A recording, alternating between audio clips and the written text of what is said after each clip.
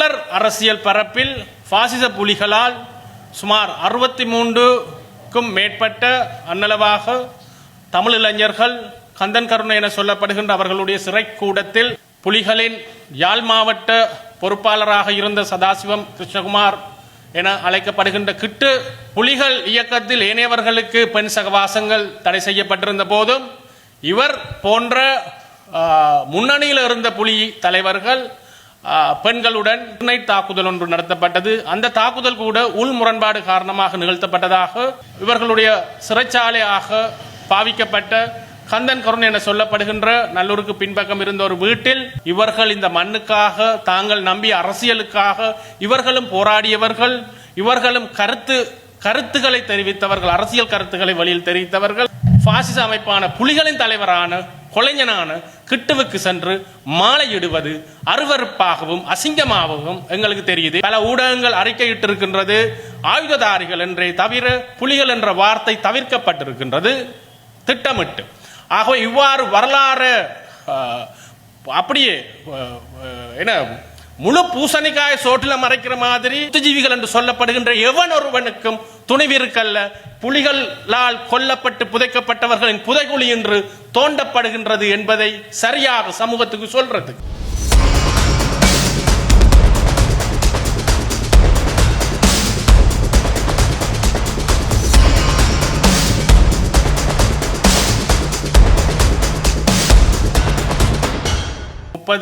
March மாதம் 30 March மாதம் என்பது தமிழர் வரலாற்றில், தமிழர் அரசியல் வரலாற்றில் தமிழர்களின் சகோதர படுகொலைகளின்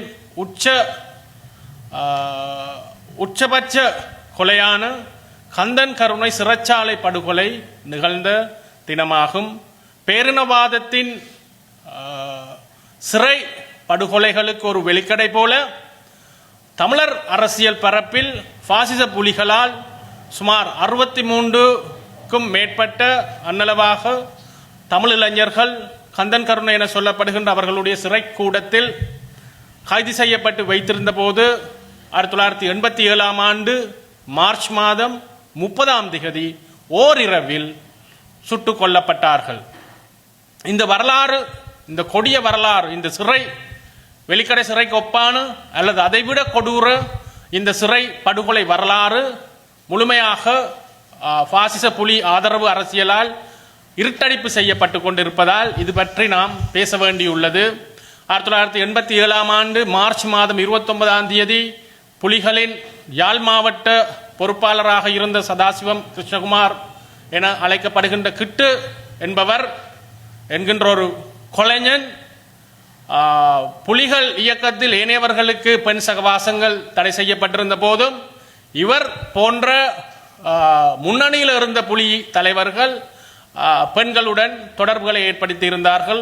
அவ்வாறான ஒரு தொடர்பு 2ஆம் குறுக்கு தெருவில் இருந்த அவருடைய சிந்தியா என்று சொல்லப்படுகின்ற பின்னால் அவர் திருமணம் முடித்தார் என்று நினைக்கிறேன். அந்த பெண்ணை ஒவ்வொரு நாளும் பார்க்க செல்லும் பொழுது இரவில் இவர் மீது கிருணைட் தாக்குதல் ஒன்று நடத்தப்பட்டது. அந்த தாக்குதல் கூட உள் முரண்பாடு காரணமாக நிகழ்த்தப்பட்டதாக அன்றைய காலகட்டத்தில் புலிகளுடன் ஆரம்பகால தலைவர்களாக இருந்த பலருடைய வாக்குமூலங்கள் இருக்கின்றது. அந்த கிருணைட் தாக்குதலில் கிட்டுவின் கால் ஒன்று அகற்றப்பட்டது. பின்னர் 29 இந்த தாக்குதல் நிகழ்த்தப்பட்டது. 30 புலிகளால் அந்த காலகட்டத்தில் சந்தேகத்தின் பேரில் கைது செய்யப்பட்டு இவர்களுடைய சிறைச்சாலையாக பாவிக்கப்பட்ட கந்தன் கருணை என சொல்லப்படுகின்ற நல்லூருக்கு பின்பக்கம் இருந்த ஒரு வீட்டில் 63க்கும் மேற்பட்ட இளைஞர்கள், வேறு பல இயக்கங்களை சார்ந்தவர்கள், வேறு பல அரசியல் கருத்துகள் சொன்னவர்கள், சாதாரண பொதுமக்கள் என சுமார் 63 பேர் அளவில், சரியாக 63 பேரா என்பது இதுவரைக்கும் உறுதிப்படுத்தப்படல. ஆனால் கிட்டத்தட்ட தப்பி வந்த இருவர் இன்னும் உயிரோடு இருப்பவர்களின் வாக்குமூலங்களின்படி 63 பேர் அளவில் அந்த சிறைச்சாலையில் வச்சிருக்கப்பட்டிருந்திருக்கின்றார்கள். இவர்களை அருணா என்று சொல்லப்படுகின்ற கிட்டுவின் கீழ் இருந்த இன்னொரு புலி பயங்கரவாதி செல்லச்சாமி செல்வகுமார் அல்லது அருணா அல்லது கோணேசன் என்பவரின் தலைமையில் சென்ற புலிகளான சுதுமலை வரதராஜ சர்மா, சிவபரன் அல்லது சத்யா என்று அழைக்கப்படுபவர், சின்னகாந்தி, கேடி, ஜீவன், பாலா, சாரா, அமுதன், ராசா என்கின்ற பெயரை உடையவர்கள் இந்த சிறைச்சாலை தாங்கள் கைதிகளாக பிடித்து வைக்கப்பட்டிருந்த இளைஞர்கள் இருந்து அந்த வீட்டுக்குள்ள சென்று அவர்களை ஒரே இரவில் கதற சுட்டு படுகொலை செய்திருக்கின்றார்கள். இந்த படுகொலை செய்யப்பட்ட இளைஞர்கள் வேறு இனத்தவர்கள் அல்ல. இவர்கள் இந்த மண்ணுக்காக தாங்கள் நம்பிய அரசியலுக்காக இவர்களும் போராடியவர்கள். இவர்களும் கருத்துக்களை தெரிவித்தவர்கள், அரசியல் கருத்துக்களை வழியில் தெரிவித்தவர்கள். அவர்கள் மட்டுமல்லாது சாதாரண பொதுமக்களும் அந்த படுகொலைக்குள் சிக்குண்டார்கள். மிக பிரபலமான பெஞ்சமின் என்கின்ற ஒரு வைத்தியர், மலையகத்தை சேர்ந்தவர், சகல இயக்கத்தை சேர்ந்த போராளிகளுக்கும் எந்த விதமான இயக்க வேறுபாடுகளும் இல்லாமல் மருத்துவ பணியாற்றிய ஒருவர். எவரை கேட்டாலும் அவர் குறித்து மிக ஒரு அருமையான மனிதர் என்று கூறுகின்றார்கள். அவரை சித்திரவதைக்குட்படுத்தி இந்த மார்ச் 30 அவர் உட்பட இந்த 63 அன்னளவாக 63 தமிழ் இளைஞர்கள் இந்த சிறைச்சாலையில் வைத்து கொல்லப்பட்டிருக்கின்றார்கள். இந்த வரலாறு எமது இந்த விடுதலை போராட்டம் என்று சொல்லப்படுகின்ற இந்த போராட்டத்தில் மிக கொடிய ஒரு கரை படிந்த வரலாறு. இன்றைக்கு வெளிக்கடை படுகொலை தொடர்பாக கதறி கூச்சலிடுபவர்கள் எவரும் இது குறித்து இதுவரைக்கும் பேசியதாக நாங்கள் அறியல்ல. மனித உரிமை என்று பேசுபவர்கள் பேசியதாக நாங்கள் அறியல்ல. ஆகவே பேசாத விடயங்கள் நாங்கள் இங்கு பேசுவதற்கு வந்திருக்கிறதால இந்த சமூகத்துக்கு, நாளைய தலைமுறைக்கு இதை நாங்கள் ஞாபகப்படுத்துகின்றோம். இது தொடர்பாக உங்களுடைய ஆய்வுகளை மேற்கொள்ளுங்கள், இது தொடர்பாக புத்தகங்கள் எழுதுங்கள், வரலாறுகளை ஆவணப்படுத்துங்கள். இவை நிகழ்த்தப்பட்ட கொடூரங்கள். இந்த கொடூரங்களால தான் இந்த போராட்டம் இவ்வாறு ஒரு இழிநிலையில நந்திக்கடல் கரையில் பிரபாகரன் என்கின்ற கொடிய பாசிசவாதி தலையில கோடாலி கொத்து வேண்டி அம்மனமாக மிதக்க வேண்டி வந்தது, தோல்வி அடைந்தது இவ்வாறான உள்படுகொலைகளால். எதிரி என்று எவரை இவர்கள் சொன்னார்களோ அந்த சிங்களவர்கள் கொலை செய்ததை விட மிக அதிக அளவில் இவர்கள் உள்படுகொலைகள் இந்த மண்ணுக்குள்ள நிகழ்த்தி இருக்கின்றார்கள். இந்த பிரதானமான விடயத்தை தெரிவிக்கிறதுக்காகத்தான் நாங்கள் இந்த ஊடகவியலாளர் சந்திப்பை மேற்கொண்டிருக்கின்றோம். அதே போன்று அன்றைய காலகட்டத்தில் அதில் கூடுதலாக கொல்லப்பட்ட இபிஆர்எல்எஃப் இளைஞர்கள், இபிஆர்எல்எஃப் என்கின்ற அமைப்பை சார்ந்தவர்கள், ஈரோஸ்ல இருந்து வந்த இபிஆர்எல்எஃப் ஈரோஸ் போன்ற அமைப்புகளின் ஆரம்பகால மாணவர் இயக்கங்களாக இருந்த கெஸ்ட் என்று சொல்லப்படுகின்ற அமைப்பு, கைஸ் என்று சொல்லப்படுகின்ற அமைப்பு போன்ற அமைப்புகளில் வேலை செய்த அரசியல் வேலை செய்தவர்கள் கூட அங்கு கொல்லப்பட்டிருக்கின்றார்கள். அப்ப இந்த வரலாறுகள் இன்றைக்கு இபிஆர்எல்எஃப் என்கின்ற அமைப்பின் தலைவர்களாக இருப்பவர்கள் எவரும் இது குறித்து பகிரங்கமாக பேசுவதை நாங்கள் தெரியல. இவர்களை நம்பி வந்த இளைஞர்கள் கொல்லப்பட்டிருக்கின்றார்கள். குறைந்தபட்சம் தங்களுடைய அமைப்பில் இருந்து கொல்லப்பட்டவர்களுக்கு ஒரு அஞ்சலி செலுத்தக்கூட முடியாத வக்கற்ற முதுகெலும் பெற்றவர்களாக சுரேஷ் பிரேமச்சந்திரன் போன்றவர்கள் இன்று இருக்கின்றார்கள். தன்னுடைய அமைப்பில் இருந்த இளைஞனை நினைவு கூற முடியாது சுரேஷ் பிரேமச்சந்திரன் தன்னுடைய அமைப்பை சார்ந்த இளைஞர்களை கொலை செய்த பாசிச அமைப்பான புலிகளின் தலைவரான கொலைஞனான கிட்டுவுக்கு சென்று மாலையிடுவது அருவருப்பாகவும் அசிங்கமாகவும் எங்களுக்கு தெரியுது. அதுக்கு ஏதாவது நியாயம் சுரேஷ் பிரேமச்சந்திரன் இருந்தால் அவர் அதை சொல்லலாம். அந்த நியாயம் ஏற்றுக்கொள்ளக்கூடியதாக இருந்தால் அவர் பகிரங்கமாக ஏன் தான் இதை செய்யவில்லை என்று கூறத்துக்கான உரித்துடையவர். இரண்டாவது, இந்த கொலையுடன் சம்பந்தப்பட்டவர்களில் சிலர் இன்னும் வெளிநாடுகளில் வாழ்வதாக தகவல்கள் இருக்கின்றது, நம்பத்தகுந்த தகவல்கள் இருக்கின்றது. ஆகவே இந்த யுத்த குற்றவாளிகளாக இவர்கள் அடையாளம் காணப்பட்டு இவர்கள் தற்போதைய சர்வதேச சட்டங்களுக்கு அமைய கைது செய்யப்பட்டு தண்டிக்கப்பட வேண்டியவர்கள். ஆகவே நாங்கள் இந்த கந்தன் கருணையில் படுகொலை செய்யப்பட்டவர்களின் உறவுகள் எஞ்சியிருப்பவர்களை உங்களுடைய அன்புக்கினியவர்களுக்கு இழைக்கப்பட்ட அநீதிக்கு எதிராக எழுந்து நிற்குமாறு கோரிக்கை விடுக்கிறோம். உங்களுக்கு சிறிதளவேனும் கொல்லப்பட்டவர்கள் பால் அன்பிருந்தால், ஆதரவு இருந்தால், இரக்கம் இருந்தால் எங்களுடன் இணைந்து கொள்ளுங்கள். உங்களுக்கு போராட முடியாவிட்டால் தகவல்களை எங்களுக்கு தாருங்கள். உங்களுக்கு விட்னஸ் ப்ரொடெக்ஷன் ஆக்ட் என்று சொல்லப்படுகின்ற சாட்சிகள் பாதுகாப்பு சட்டத்துக்கு முழுமையான பாதுகாப்பு எங்களால் வழங்க இயலும். உங்களுக்கு இழைக்கப்பட்ட உங்களுடைய குடும்பத்தில் கொல்லப்பட்டவர்களுக்கான நீதியை நாங்கள் பெற்று தருவோம். எங்களை தொடர்பு கொள்ளுங்கள். இரண்டாவதாக, நேற்று 30 மார்ச் மாதம் 2026 ஆண்டு மட்டக்களப்பில் குருக்கல் மடம் என்கின்ற இடத்தில் 1990 ஆண்டு 7 மாதம் ஜூலை மாதம் 12 அளவில் 168 இஸ்லாமிய மக்கள் குருக்கல் மடம் என்கின்ற இடத்துல பாசிச புலிகளால் கடத்தி செல்லப்பட்டு கொலை செய்யப்பட்டு எரிக்கப்பட்டும் புதைக்கப்பட்டும் இருக்கின்றார்கள். அந்த இன்றைக்கு 1990ஆம் ஆண்டு இன்றைக்கு 36 வருடங்களுக்கு முன்பு நிகழ்த்தப்பட்ட இந்த படுகொலை, இந்த பேரவலம் இன்று நீதிமன்றத்தினூடாக அந்த சடலங்கள் புதைக்கப்பட்ட இடத்தை தோண்டி அகழ்வு பணிகளை மேற்கொள்ளுமாறு களுவாஞ்சிக்குடி நீதவான் நீதிமன்றம் உத்தரவிட்டு நேற்று அந்த பணிகள் ஆரம்பிக்கப்பட்டிருக்கின்றது. ஆனால் தமிழ் ஊடகங்களால் இது இருட்டடிப்பு செய்யப்பட்டு நாங்கள் அந்த இப்போ ஊடகவியலாளர் மாநாட்டுக்கு இந்த ஊடகங்களை கூப்பிட்டு ஏனைய ஊடகங்கள் மீது கண்டனம் தெரிவிப்பது அழகல்ல என்பதால் அந்த தார்மீக அறம் கருதி இந்த ஊடகங்களின் பெயரை நாங்கள் சொல்லாமல் விடுகின்றோம். ஆனால் பல ஊடகங்கள் அறிக்கையிட்டிருக்கின்றது ஆயுததாரிகள் என்றே தவிர புலிகள் என்ற வார்த்தை தவிர்க்கப்பட்டிருக்கின்றது திட்டமிட்டு.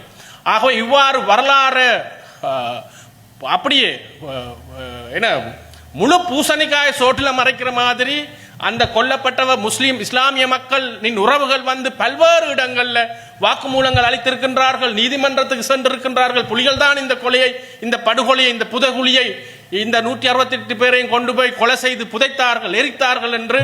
ஆனாலும் இந்த சமூகத்தில் படித்தவர்கள் என்று சொல்லப்படுகின்ற கல்வியலாளர்கள் என்று சொல்லப்படுகின்ற புத்திஜீவிகள் என்று சொல்லப்படுகின்ற எவன் ஒருவனுக்கும் துணிவிருக்கல்ல புலிகளால் கொல்லப்பட்டு புதைக்கப்பட்டவர்களின் புதைகுழி என்று தோண்டப்படுகின்றது என்பதை சரியாக சமூகத்துக்கு சொல்றதுக்கு.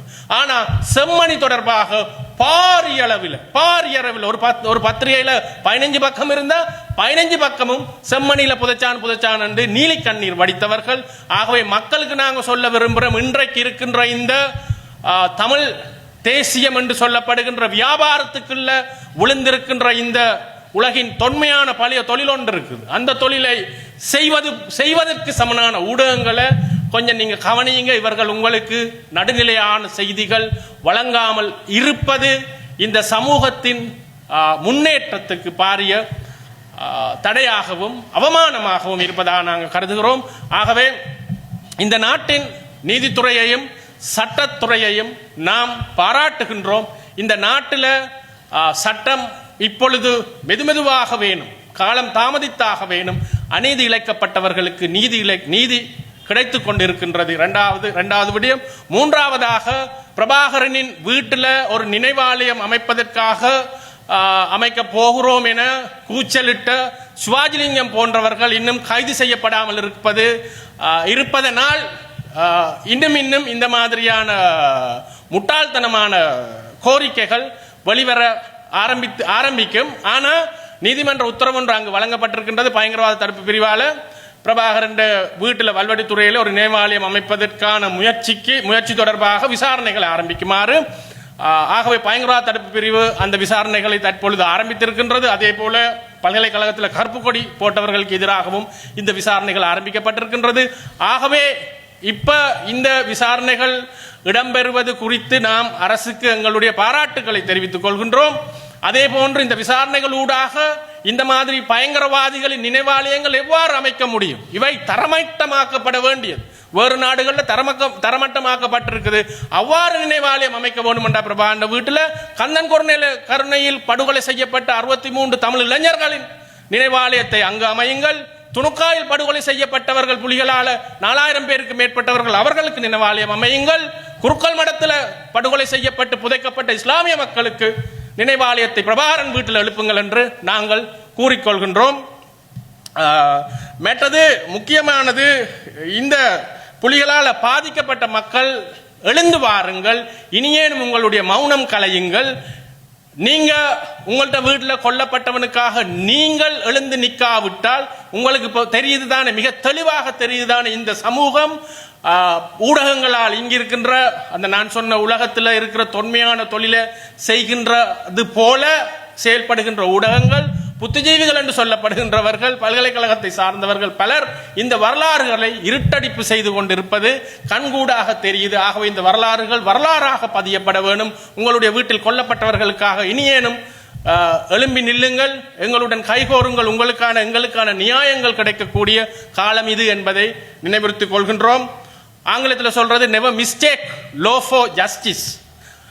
Justice is an ideal and law is a tool. அதாவது நீதியையும் சட்டத்தையும் குழப்பிக் கொள்ளாதீர்கள். சட்டம் இருக்கிறதால உங்களுக்கு நீதி கிடைக்கும் என்று நினைக்காதீங்க, தண்டபாட்டில் கிடைக்கும் என்று நினைக்காதீங்க. நீதி என்பது ஒரு இலட்சியம், அந்த இலட்சியத்தை அடையிறதுக்கான டூல், ஒரு ஆயுதம் தான் சட்டம் என்பது. ஆகவே இருக்கின்ற சட்டங்களை பயன்படுத்தினால்தான், அந்த ஆயுதத்தை, சட்டம் என்கின்ற ஆயுதத்தை பயன்படுத்தினால்தான் நீதி கிடைக்கும். அப்ப இந்த சட்டத்தை பயன்படுத்தாமல் உங்களுக்கு இழைக்கப்பட்ட நீதிக்கு எனக்கு அநீதி இழைக்கப்பட்டிருக்குது, நீதி கிடைக்கல என்று சொல்றதால நீதி கிடைக்காது. நீங்கள் நீதியை நோக்கி செயல்பட வேணும். நீதியை நோக்கி நீங்கள் உங்களுடைய செயல்பாட்டை ஆரம்பிக்க வேணும். நீங்க அதுக்கான நடவடிக்கை எடுக்க வேணும். நீதிமன்றங்களை நாட வேணும். சாட்சிகளை திரட்ட வேணும். உங்கள் தரப்பில் செய்ய வேண்டிய வேலைகள் இருக்கு. இதை செஞ்சாதான், இந்த சட்டம் என்கின்ற ஆயுதத்தை நீங்க பயன்படுத்தினால்தான் உங்களுக்கு நீதி கிடைக்கும். ஆகவே இந்த சட்டத்தை பயன்படுத்துறதுக்கான சகலவிதமான உதவிகளையும் நாங்கள் செய்வதற்கு தயாராக இருக்கிறோம். எங்களை தொடர்பு கொள்ளுங்கள். உங்களுக்கான நீதி எத்தனை வருடமானாலும், இன்றைக்கு குறுக்கல் மடம் தோண்டப்படுகின்ற மாதிரி துணுக்காய் தோண்டப்பட்டேயா, நாங்கள் அது தொடர்பாக சாட்சிகள், வலுவான சாட்சிகள் திரட்டி கொண்டிருக்கின்றோம். திரட்டி விட்டம், நீதிமன்றத்தை நெருங்கி கொண்டிருக்கின்றோம். நெருங்கி விட்டம், துணுக்காயில எவரையும் புலிகள் படுகொலை செய்யவில்லை என்று அன்று எங்களுடன் தர்க்கித்த அவ்வளவு பேரும் கோர்ட்டுக்கு வந்தாக வேணும். அவ்வளவு பேரை நாங்கள் அடைத்தே தீருவோம். இந்த துணுக்காய் சம்பந்தமா, இந்த குறுக்கல் மடம் மாதிரி துணுக்காய் தோண்டப்படும். கந்தன் கருணையில குற்றமளித்தவர்கள் தோண்டப்படுவார்கள். அவர்கள் நீதிமன்றங்களில் நிறுத்தப்படுவார்கள். இதுபோன்று இந்த மண்ணில் நிகழ்ந்த கொலைகள் அனைத்துக்குமான நீதியும் நியாயமும் பெற்றுத்தர நாம் தயாராக இருக்கிறோம், போராட தயாராக இருக்கிறோம். ஆகவே எங்களுடன் இணைந்து கொள்ளுங்கள். நன்றி, வணக்கம்.